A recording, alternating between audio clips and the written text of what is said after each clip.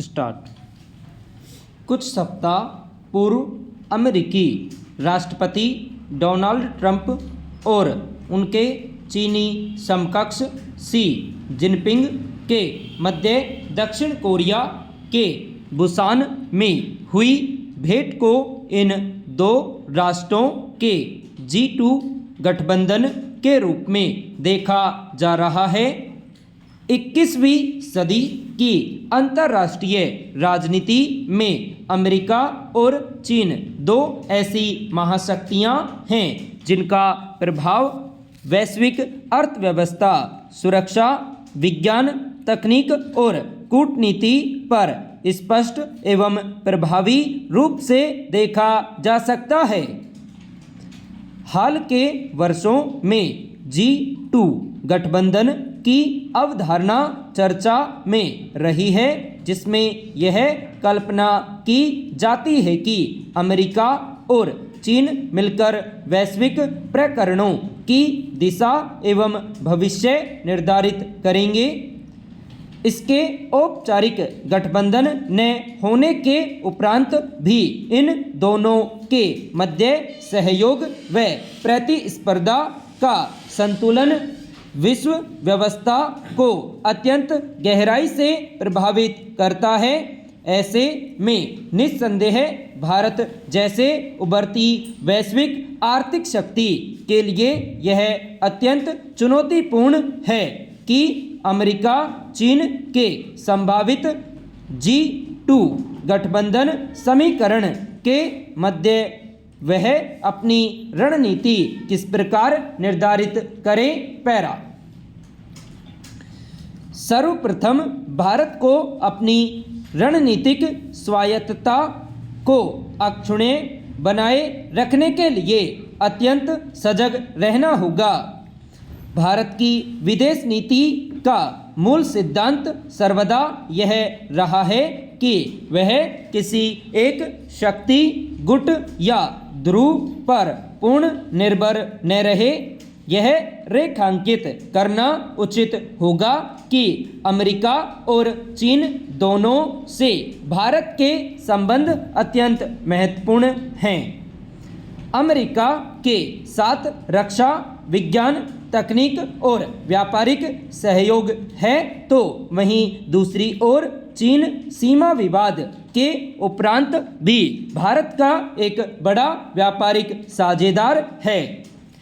G2 गठबंधन की स्थिति में भारत को किसी एक पक्ष का अनुयायी बनने की अपेक्षा अपने राष्ट्रीय हितों के अनुसार स्वतंत्र निर्णय लेने होंगे। पैरा। दूसरे, भारत को आर्थिक सशक्तिकरण और आत्मनिर्भरता पर विशेष बल देना होगा। यदि अमेरिका और चीन मिलकर वैश्विक आर्थिक नियम निर्धारित करते हैं तो विकासशील देशों के हितों की अनदेखी होने की प्रबल संभावना रह सकती है। आर्थिक रूप से सुदृढ़ भारत की वैश्विक शक्ति संतुलन में प्रभावी भूमिका निभा सकता है। साथ ही भारत को बहुपक्षीय कूटनीति को और भी प्रभावी एवं सशक्त करना होगा। G2 गठबंधन जैसे द्विध्रुवीय ढांचे के स्थान पर भारत सदैव बहुध्रुवीय विश्व व्यवस्था का समर्थक रहा है। इसलिए भारत को संयुक्त राष्ट्र, ब्रिक्स, शंघाई सहयोग संगठन, G20 और क्वाड जैसे मंचों पर सक्रिय भूमिका निभानी होगी। इसके अतिरिक्त भारत को सुरक्षा और रक्षा क्षमताओं को सुदृढ़ करना होगा। अमेरिका चीन प्रतिस्पर्धा का एक बड़ा क्षेत्र हिंद प्रशांत, जहां भारत की भौगोलिक स्थिति अत्यंत महत्वपूर्ण है। भारत को अपनी नौसेना, साइबर सुरक्षा और अंतरिक्ष क्षमताओं को सुदृढ़ करते हुए क्षेत्रीय सुरक्षा में जिम्मेदार भूमिका निभानी होगी। साथ ही सीमा विवादों के उपरांत भी चीन के साथ अनवरत संवाद बनाए रख और संघर्ष टालने के लिए प्रयास करने आवश्यक हैं। पैरा। हमें वैश्विक दक्षिण ग्लोबल साउथ में सफल नेतृत्वकर्ता बनकर उभरने के लिए अनवरत प्रयास करने होंगे। भारत के लिए विज्ञान, तकनीक, कौशल और नवाचार में तेजी से निवेश अत्यंत आवश्यक है। यह कहना अतिशयोक्ति नहीं होगा कि अमेरिका चीन के मध्य तकनीकी प्रतिस्पर्धा यथा कृत्रिम बुद्धिमत्ता, 5G, 6G, सेमीकंडक्टर और हरित तकनीक भविष्य की शक्ति का निर्धारण करेगी। भारत को शिक्षा, अनुसंधान और स्टार्टअप इकोसिस्टम को सुदृढ़ कर तकनीकी आत्मनिर्भरता की दिशा में तेजी से कदम बढ़ाने होंगे, जिससे वह किसी भी G2 गठबंधन व्यवस्था में पिछड़ा न रहे। जब वैश्विक राजनीति में सत्ता केंद्रित और प्रतिस्पर्धात्मक रवैया बढ़ रहा है, भारत अपने मूल्यों के माध्यम से विश्व को वैकल्पिक नेतृत्व का मार्ग दिखा सकता है। पैरा। कहते हैं जहां चाह होती है वहां राह अपने आप निकल आती है, भले ही फिर दौर कोई भी हो। हमारा देश सामाजिक कुरीतियों के जंजाल में सदियों से फंसा हुआ है। इन कुरीतियों को खत्म करने के लिए हर दौर में समाज सुधारक सामने आए हैं, जिन्हें विरोध का सामना भी करना पड़ा। ऐसे ही समाज सुधारकों में एक नाम सावित्री बाई फुले का भी है, जिन्होंने महिला शिक्षा के क्षेत्र में अलख जगाने की पहल की। पैरा।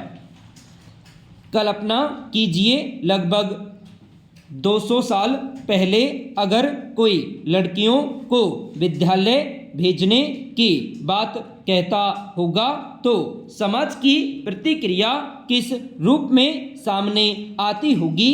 और वो भी एक 18 साल की लड़की अगर समाज के विरोध को दरकिनार करते हुए लड़कियों को शिक्षित करने की आवाज़ न सिर्फ उठाए बल्कि एक विद्यालय खोलकर नए युग की शुरुआत करे तो आश्चर्य तो होगा ही। जी हाँ, आज से लगभग 195 साल पहले 1831 में आज ही के दिन महाराष्ट्र के सतारा जिले के नया गांव में जन्मी सावित्रीबाई फुले ने उस दौर में वह किया जो शायद सपने में भी नहीं सोचा जा सकता था। यह किसी से छिपा नहीं है कि आज़ादी से पहले देश में महिलाओं की हालत अच्छी नहीं थी। 19वीं सदी के पूर्वार्ध में लड़कियों का विद्यालय जाना एक तरह से पाप समझा जाता था। उस समय अपने पति के सहयोग से सावित्रीबाई फुले ने 1848 में पुणे में बालिका विद्यालय खोला। सावित्रीबाई स्वयं अधिक पढ़ी नहीं थी, लेकिन उनके पति ज्योतिराव फुले ने उन्हें आगे पढ़ाया और बालिका शिक्षा की उनकी चाह के लिए राह भी प्रदान की। पैरा। उनके विद्यालय में पहले दिन सिर्फ 9 छात्राएं आई थी, लेकिन धीरे धीरे उनकी मुहिम रंग लाई। समाज के विरोध के बावजूद सावित्रीबाई अपने लक्ष्य को आगे बढ़ाती गई। उस दौर में अपने पति के अलावा सावित्रीबाई का साथ देने वाले कम और विरोध करने वाले अधिक थे। बालिका शिक्षा के साथ साथ छुआछूत और विधवा विवाह जैसे सामाजिक कुरीतियों को जड़ से उखाड़ फेंकने में भी उन्होंने अनूठे कार्य किए। अनेक आश्रम भी खोले और छुआछूत को मिटाने में समाज को जागृत किया। सावित्रीबाई फूले की मुहिम रंग तो लाई, लेकिन धीमी गति से। सावित्रीबाई के निधन के 50 साल बाद देश को आज़ादी मिली, लेकिन तब भी हर 12 लड़कियों में से 11 निरक्षर ही होती थी। पैरा आज़ादी के बाद देश की चुनी हुई सरकारों ने बालिका शिक्षा को बढ़ावा देने के प्रयास किए। पिछले करती रही तो जल्द देश में कोई बालिका अशिक्षित नहीं रहेगी। संपूर्ण विराम।